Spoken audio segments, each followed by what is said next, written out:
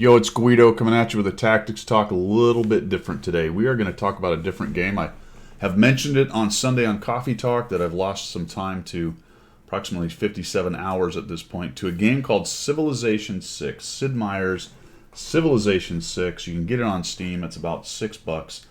It says the newest installment of the award-winning Civilization franchise. Now, I started playing Civilization in the 90s, the first one, and it was kind of an eye-opening experience. It was the first time, and I've been playing computer games for a long time, even by then.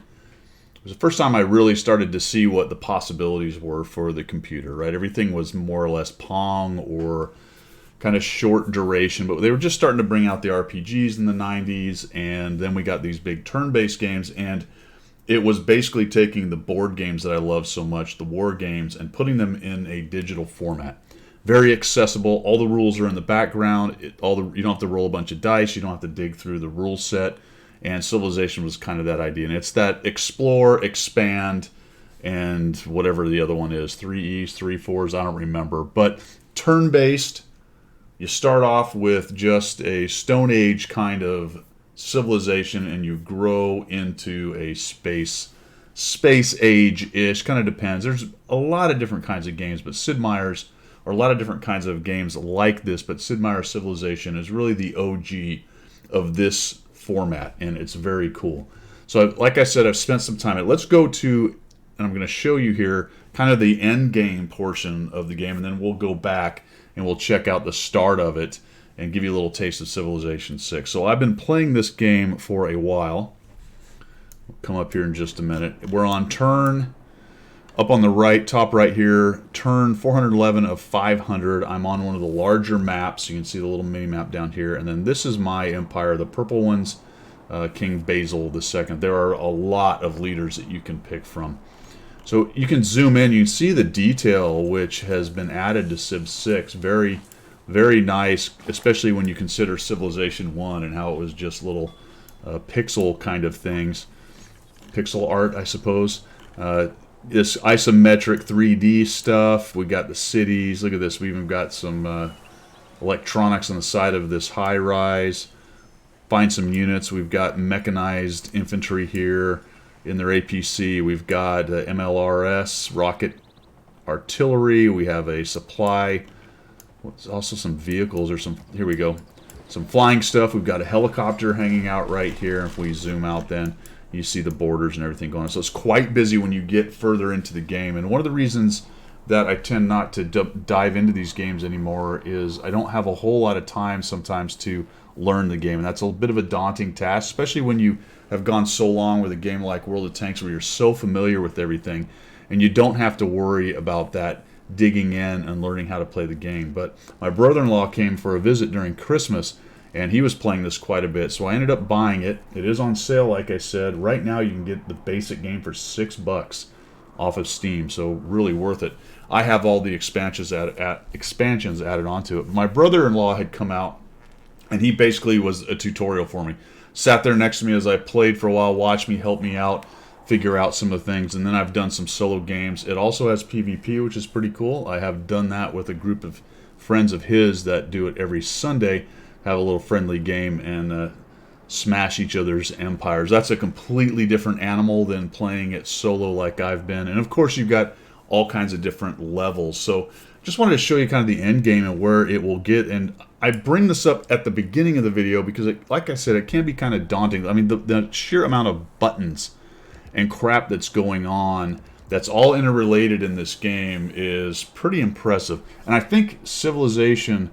You know, there's another game called Hearts of Iron. Civilization somewhere in between the simplistic turn-based stuff and things like Hearts of Iron, which are extremely complicated. This Civilization's done a nice job of kind of treading in between those two extremes and bringing a game like this that is complicated but also makes it accessible to players who are a little more casual. And if you play it at the lower levels, you're not going to be really pressed too hard, and it will still be a challenge and kind of fun as you learn your way through it. And that's kind of what I do. I'm about mid-level on this one as far as the difficulty goes, because I want to be able to get through without constantly fighting for survival. Obviously, I'm way in the lead on this one. You can see my numbers over here are so much further than anybody else. And that's something you'll find in these kinds of games. if you play on a lower level, there's a point at which the snowball is going down the hill so fast, you can't help but just completely and absolutely dominate everything on the board. That's why PvP is kind of cool. You can do that PvP, but it's usually a more close run thing depending on the skill level of the players. But I think Civilization does a really nice job of making it both complicated and simple enough that it doesn't take too long to understand it. But there will be some front-loaded effort on your part to kind of figure it out. The good news is that when you start a game, which we'll get to in just a second, you start out small and then you can start to learn as you go. And it does a nice job simply by playing it that you can learn about a lot of the things as you go. So let's jump back into the past here. We're going to start a new civilization. Just give you a little taste of how it starts, some of the options you can pick, what it looks like at the beginning, a couple early moves, and we'll wrap it up. When you load in the first time, you're going to come up with a menu. That's I'm sure that's a big surprise for all you gamers out there, but single player, multiplayer game options. We're not going to go through all this. There is a tutorial. I did not use it because I had my own living tutorial. So you might want to roll through that if you buy this thing and you're not familiar with the Civ franchise. There were a couple options in there as well, I believe, that ask you such questions in terms of the suggestions that the game will give you. But we're going to just dive right into single player right here and give you a little taste. We're going to create a game down here at the bottom. There are scenarios pre-built, pre-baked that you can use. We're going to go create game. Now there's some options down here that have to do with the various modules. This game is monetized similarly to a lot of the games out there today. There's extra content that you can buy. As of right now, I believe Civ VI has 4 different pieces of content, and it will add some of these modes and other things on there as well. As far as the base game goes, I did not play that, so there are some things in my game that the base game won't have, but they've added different things as they've gone along. I believe governors and factions and some other things have been added along the way. Don't quote me right there if you're a Civilization 6 expert and I got it wrong. The big picture is that there's extra content you can buy, and you might want to start with the base game just to get an idea of it. Again, if you don't have a brother-in-law who knows pretty much everything about the game. I have a nice little sip of coffee as we contemplate. So the rules set, and this I believe has to do, there you go, standard rules for the standard game, and then I have extra expansions. I'm going to stick with Gathering Storm on that. We're going to leave the leader random, but I'm going to show you that they have all kinds of leaders. I do have at least several mods that are out there that my brother-in-law put on there. So some of these things do not exist in the regular game. They're extra mods that people have made for the game. I'm going to leave this at, let's see, what was it at? Prince. So let's just go Chieftain just for giggles. We're only going to do a few turns anyway just to show you guys. We'll leave it standard. What's cool here is you can actually make it quick, which means stuff happens faster in terms of getting the text and all that kind of research and stuff done, or you can just absolutely slow her down. What I find with these kinds of games sometimes, I really enjoy the early to mid part of these games, you know, the Stone Age breaking into, say, maybe up to the Renaissance era on the Civ VI games, and then things really start to snowball, and generally that's because I tend to play the mid to lower difficulty levels. I find that oftentimes at the higher levels, I just get rolled up so early it's not even worth pressing play. That's a player problem, user problem right there. So it might be interesting, I think, to try some that are slower, so you can spend a little more time in some of the early time frames. And if you're going to do a war or do things like that, might be a little more interesting to be able to get some more units and things moving around and just take your time with it. At the same time, you will find yourself with these games always wanting to get the next turn. So I'm talking out both sides of my mouth on that one. We're going to leave it at Chieftain. We're going to leave it at standard just for this little example. There's all kinds of map types, as you can see. Just breaks it down. You can even actually have a true start location on Earth. You got the tilted axis, all kinds of stuff. I think the basic ones are our archipelago, continents and islands, and then various Earth ones. They do have regional maps: Europe, East Asia, Highlands, a large region dominated by hills and mountain ranges. But we're going to stick with continents and islands. So the continents tend to be a little bit smaller, and there's more islands in general. And so we will select that down here at the bottom. Select map. And what else we got? Map size. Let's go with standard. But you can go anywhere from dual, which is very small for 2 people, all the way up to a huge map, which can take, I think that's what I'm playing that game I just showed you on. We're going to stick with standard on this. All right, we have different game modes in here.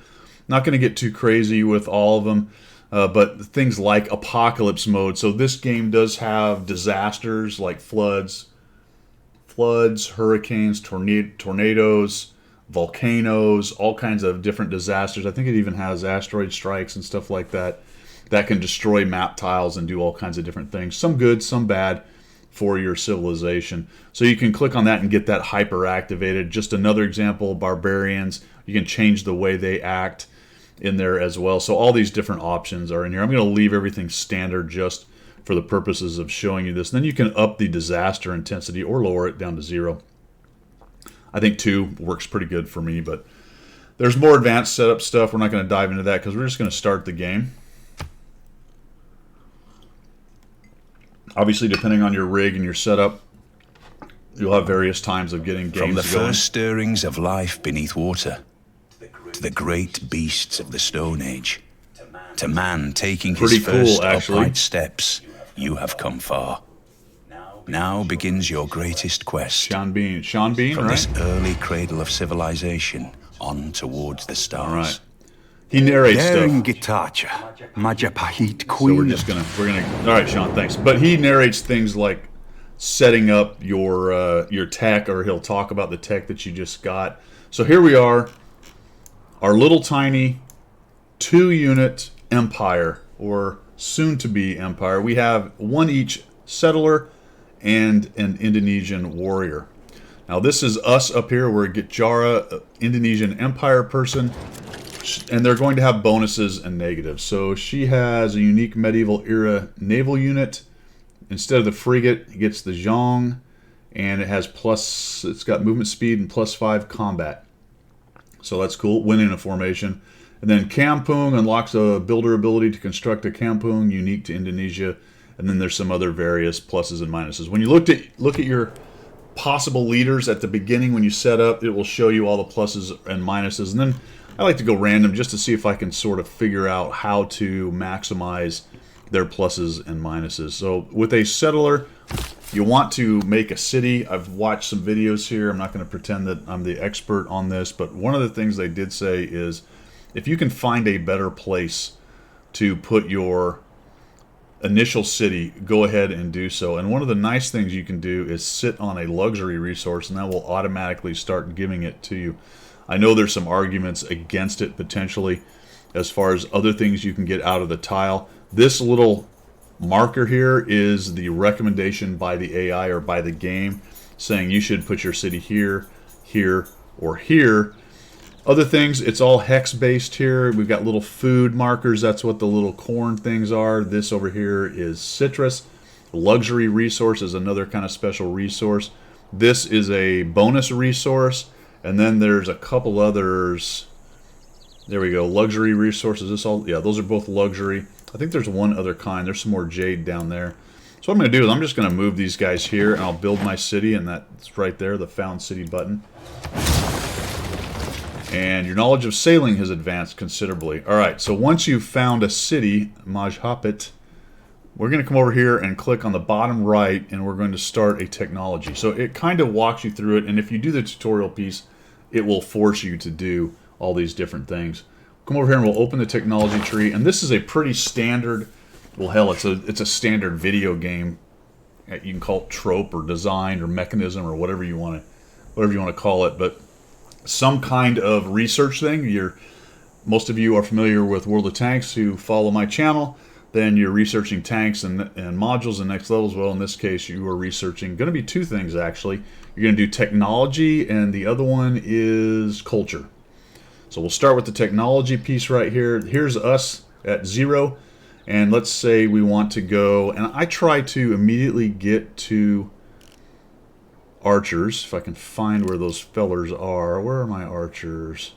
And you look for the units and things that get unlocked right here. Where are the archers? Are they this far over? Archers, archers. How am I missing the archers? Holy cow, someone's probably... It's right there! It was right there. Alright, so we'll click on that. It's going to take us through animal husbandry, and you can see the little dash lines, and then into archery.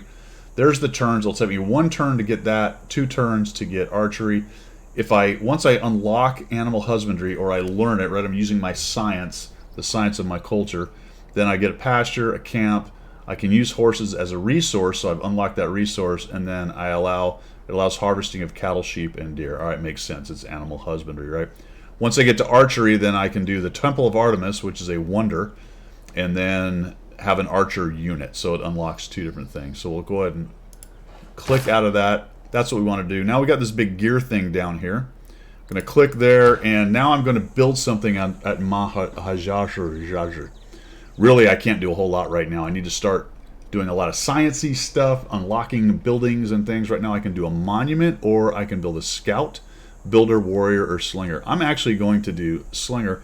The game recommends scout because it has a few more movement points, and really what you want to do now is start to explore, figure out where the nearest civilizations are, maybe find out if there's barbarians around, which direction they may be coming from. There are little huts, little villages that you can get freebies. In the community, I think they call them Goodie Huts. So you get a free tech or a unit or some gold or science or all kinds of different little things, goodies, out of the hut right there. But we're going to do a slinger because what I want to do is get some archery action, and I want a couple slingers and my warrior so that I can handle pretty much anything that's going to come at me early on. As a general rule, that works pretty well. So we have unit needs orders, the exclamation. We're going to click on that. And now my warrior, which is the worst possible combat unit in the game. And you'll notice the blue lines here saying how far he can go. So any terrain that's difficult to go through, say I got to cross the river, or I got to go through hills, which is what all this stuff is, or the woods, all that's going to slow my movement down. He only has 2 movement points, but it takes 2 movement points to go through some of this terrain. If you go ahead and put the mouse on there and let go of it, you'll get the little card that says what's going on that particular tile. This is very similar to all of those board games you may have played if you're my age when you were younger, where you had the rules that said it's 2 movement points for hills or whatever. The game takes it into account, all that, figures it out, and tells you, look, dude, these are the places that you can move. So we're going to take him, and we got a river here. We got kind of open area here. It looks like I'm either on a peninsula or on one of the smaller islands, and that can be good or bad because the islands may not have a whole lot of expansion capability. Remember, that's the explore expand part. You really want to get your empire as big as possible early on. All right, you don't want to overextend, but you do want to start building some more cities. So I'm just going to head off this way, and then he will start to uncover things as he sees them. It does take into account your height. So if you go up on a hill, you're going to see a little bit further. Pretty cool. Real quick, we'll do a couple more turns, but let's just go around the horn right here. These are the different things that you are gathering. So we've got science, culture. Right now, I haven't picked the culture thing that I'm trying to unlock because you don't get to do that for a couple turns. I don't remember. I think it's automatically unlocking 1 thing to begin with. Faith, you actually have religion in this, so how much faith you've got. Gold is pretty obvious. I have 10 gold coins, and I'm making 5 more a turn. And we've got diplomatic favor, and then envoys, which you have city-states in this game that are independent. They're not actually empire, so they won't try to replicate themselves, and they rarely go to war with you unless you go to war with them. In fact, I don't know if they can. That's beyond my knowledge base at the moment. Also, here's the tech tree. Here's the civics tree. I kept calling it culture. It's actually civics. So I am unlocking code of laws. That's automatic right there, and that will take me 1 more turn, at which point I'll be able to pick one of these other 2. So that's the other tree I was talking about. Here's your religion deal. I haven't picked a pantheon yet. That's the first thing you do, and then you pick a religion. We're not going to get there in this little tutorial here. Great people is another addition to the game. You get a general, an admiral, a writer, a poet, whatever, some kind of great person, maybe a painter, and they have special abilities. So you can see it's quite complicated. World climate, eventually the warming / destroying the culture thing comes into the game. Just whatever. And governors, which is a pretty cool addition, and there's only these 1, 2, 3, 4, 5, 6, 7 right now. that I'm aware of in the game. They have special abilities. You can put them in a city, and they do a lot of really cool things once they're in the city there. History timeline. This just kind of keeps track of special things that have happened to your empire. This is you, as you meet the other actual empires, their picture and information will show up across the top right here.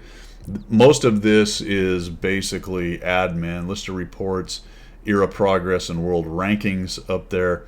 And these are the things that have happened. So I got a tech tree boosted for sailing, and I got a new continent discovered, the one I'm on, basically, at that point.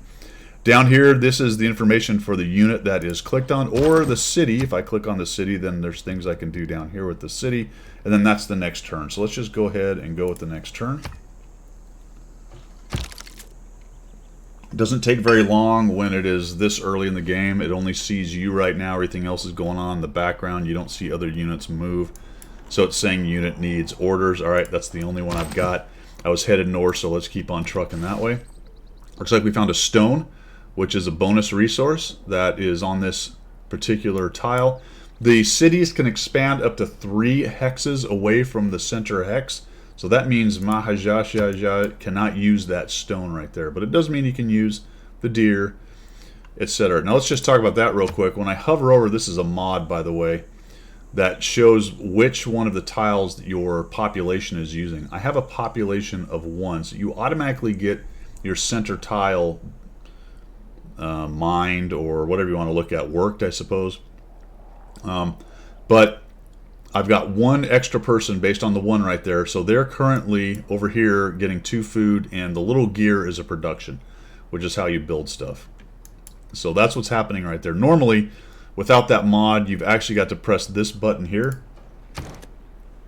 Oops, the button with the face on it, and it will tell you where your what citizens are. So I can change it there, I can change it to there. Actually, it's locked. I can change it to there if I want. But that's probably best. 2 and 1. It looks like the best I can get out of this particular starting point right here, which isn't really particularly strong. I might have done better to stay there, because look at this. I've got 2 food and 2... Yeah, 2 food and 2... whatever they are. Resources that I could have used. So maybe that move wasn't great. I am grabbing these things for free. I'm getting some culture, and I'm getting the little bonus resource for free right there, but otherwise not really doing that great with it. All right, let's do one more turn, or a couple more turns, and see what's going on here. Now, let me make a disclaimer. I probably should have put this up front. There's probably some Civilization VI experts watching this who are horrified by some of the things I've either said or done. Noted. Chuck it down in the comments. Help people out. I'm not saying I'm a 100% expert at this in any way, but it is a fun game, and it has been fun to learn the game, that's for sure. So unit needs orders. We're going to click on that, and we'll just keep on trucking north. Looks like we found a crab resource. That's a bonus resource. Found some more woods and various things right there. Go to the next turn. Sounds like something happened. Now, as far as production goes, you can see right here on this city that the slinger has 12 of 35 little resource dudes filled in, or production gears. So I have 6 turns is what that says. I have 1 extra population, and I'm 5 turns from making another one. Once I make another population, then it will go ahead and start working one of these other tiles right here. So early on, it's pretty quick.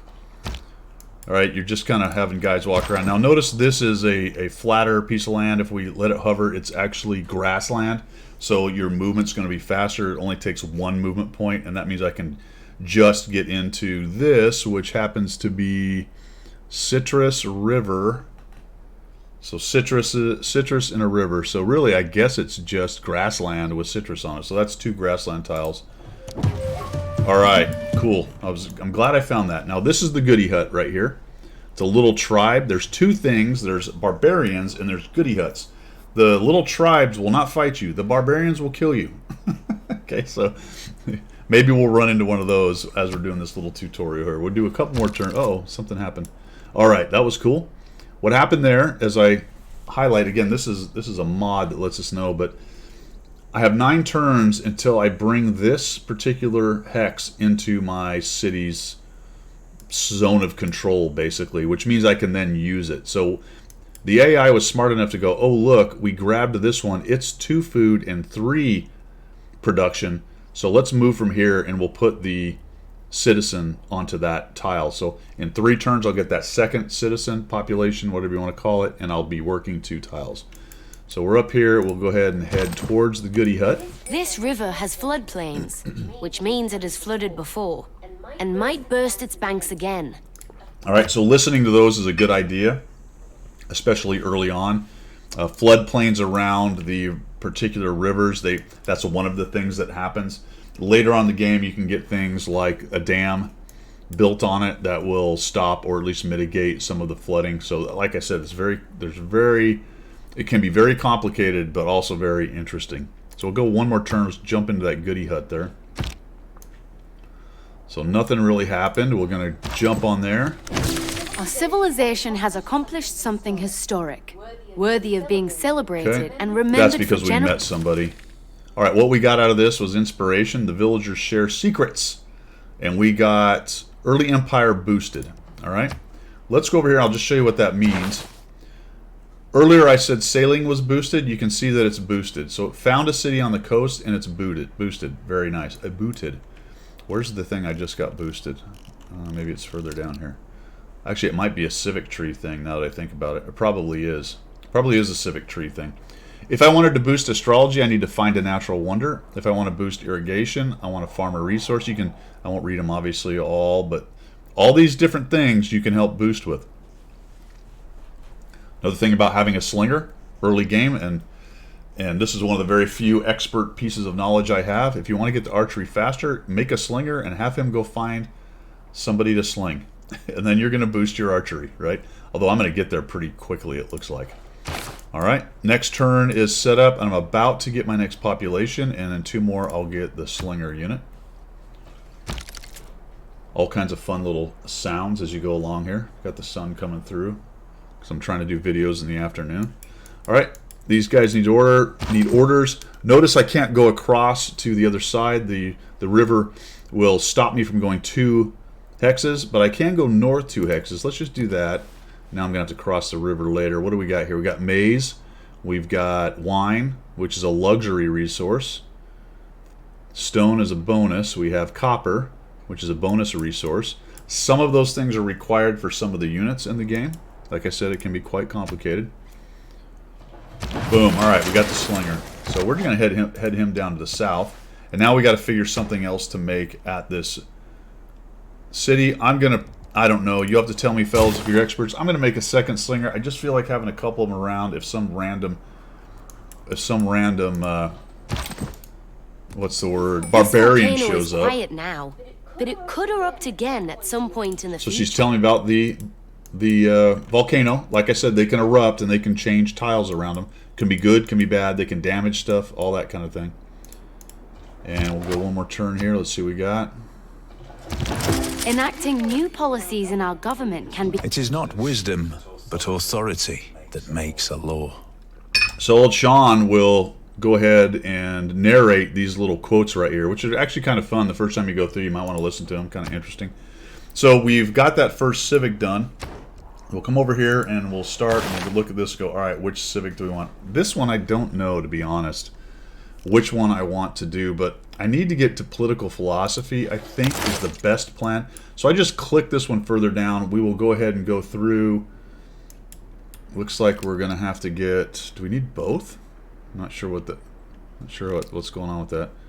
Interesting. So we're going to initially go to foreign trade. All right. I haven't actually deciphered that. That's something I have to look at. I didn't realize I maybe had to do both of those to get to political philosophy, but yes and no. I don't know. It's beyond my ken.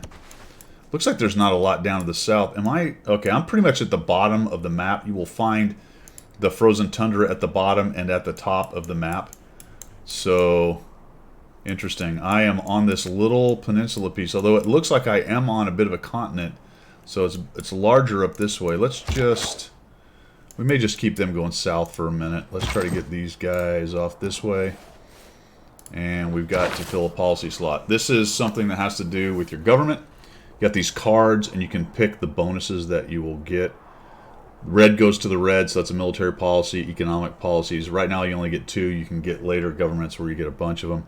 I'm going to actually get extra production just to get things going, and I'm going to get +5 unit combat strength when fighting barbarians, because I expect to have to do that. We'll go to another turn. If there are no dogs in heaven, then when I die, I want to go where they went. They went, okay, fantastic. So we got finished with another science thing, and it looks like there's not a whole lot down here, unfortunately. We'll head off this way. So there you go, guys. Just what did we do? 11 turns of the very early game. We set up a game. We started off a game. Once this slinger is built, the next thing I will probably do is a settler. You can notice that I do have my second population in there. Settlers take one population away.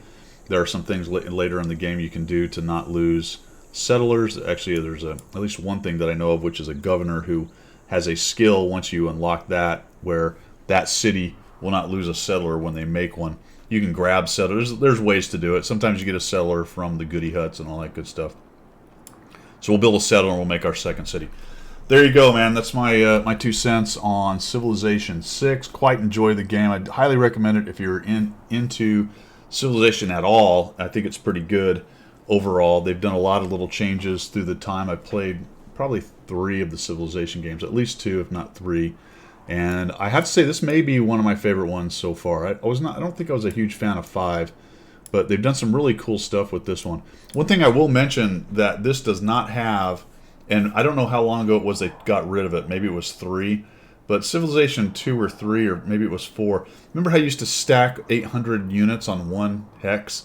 And you'd just have these ridiculously massive wars. Well, you can't do that in this game. Only one unit, military unit, can occupy a hex. There are some things that can join you. Later on, you can unlock where you can collect 2 into a corps or 3 into an army, but that's it.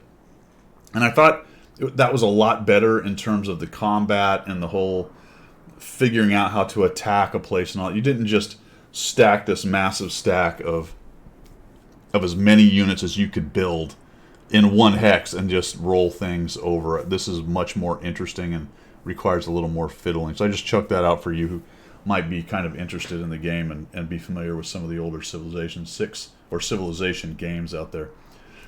There you go.